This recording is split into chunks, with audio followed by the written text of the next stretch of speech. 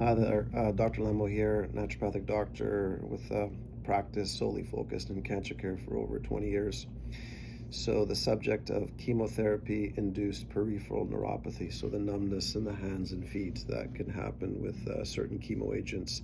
So in particular, it's you hear about the taxanes such as paclitaxel or Taxol or docetaxel is another, or like platinum agents such as oxaliplatinum and cisplatinum. So one of the more effective strategies to help with that, because you're trying to decrease the blood supply that goes to the hands and feet. So one of them is using cold. They call it cryotherapy.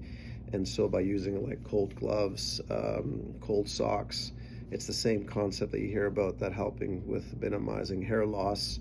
Where there's these, one of them is called like the penguin cold cap, where you're putting that on during chemo to try to decrease the blood supply that goes to the scalp. So, and these are helpful strategies.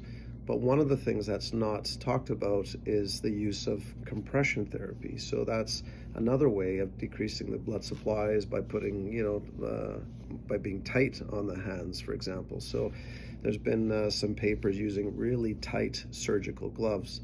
So for example, say if I'm a size medium and you get like two size small surgical gloves, and you put them on about a half an hour before the chemotherapy on both hands, and then you leave them on for at least a half an hour afterwards, and there's been some positive outcomes in that.